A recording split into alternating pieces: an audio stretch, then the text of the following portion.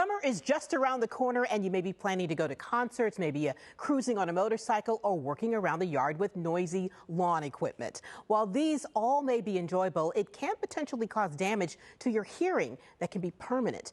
Dr. Voyne with Mercy Health gives us an in-depth look into noise levels and how we can protect ourselves. One of the main things that we can do to help is really limit our noise exposure. And we can do that by the time we spend around certain noise levels, and also by decreasing or attenuating the sound that we're exposed to by wearing things like earplugs or over-the-ear earmuffs to help decrease the noise level coming into our ears. Sound is really nothing more than waves of pressure traveling through the air, and when they reach our ear, the ear funnels them into our ear canal, and then it vibrates our eardrum and transmits that vibration to our inner ear. And there, that pressure change is converted to an electrical signal that's interpreted by our brain as something we call sound. So when we're born, we can hear between about 20 hertz to 20,000 hertz. Well, what is a hertz? What does that mean? Really, it's the frequency of sound or the pitch of sound that we're understanding. So something that's 20 hertz, there's 20 pulses or 20 vibrations or 20 waves per second. So that's something that's very low frequency. And the other end of the spectrum, 20,000 hertz, you have potentially 20,000 pulses or waves per second. As we age, we begin to lose the high frequencies of hearing first. And really, to understand speech well, we have to be able to hear between about 200 to 3,000 hertz. Outside of that range, you don't need those frequencies as much, but they still are valuable in really distinguishing different types of sounds, voices, instruments, alarms, and what have you. The loudness of sound is something that is actually separate than the frequency content of sound. So we have a scale called the decibel scale, okay? And the interesting thing about the decibel scale is it's not really like a linear scale. It's not an absolute scale. So really it's relative based on a loudness of sound that has been referenced.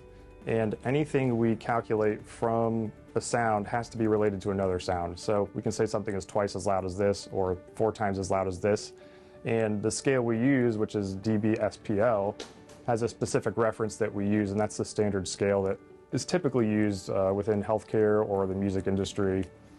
Typically, you're not going to be in any environment that's really less than 30 decibels of noise unless you're in something called an anechoic chamber.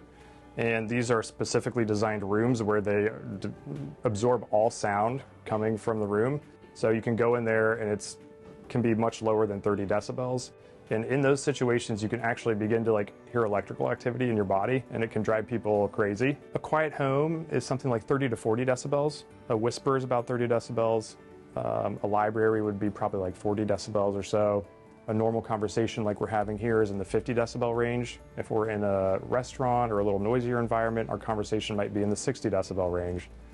Driving a car down the highway from inside, you're getting about 70 decibels of noise. And then 80 decibels are things like a blender or a washing machine at home. 90 decibels, you're getting into like a motorcycle or a lawnmower or leaf blower. And then typically a concert you would go to is somewhere between 100 and 115 decibels. And sometimes it can potentially be louder than that. And then gunshots can be upward from like 140 to 175 decibels in sound level. So there's an interesting understanding or topic we have called a temporary threshold shift that occurs in our ear. So when you go to a concert and you're exposed to the loud noise actually causes our ears to decrease blood flow to the ear, and then there's also an increase of inflammation in the inner ear where our nerve endings are for our hearing, and that can temporarily decrease our threshold of hearing. So I'm sure you've been to a concert and the following 24 to 48 hours you walk out and you can't hear as well, your ears are ringing. Maybe after a couple days that goes away, and that's a good sign. That means your body adjusted to it. But if you experience a temporary threshold shift like that repeatedly over the course of your life, that can then cause damage to the hearing permanently. And that damage we see typically starts around the 3,000 to 5,000 hertz range. Our ears are designed specifically to be very sensitive to those frequencies. And the reason being is for survival and evolution. A baby's cry is focused in those frequencies, so we're much more sensitive to that frequency range.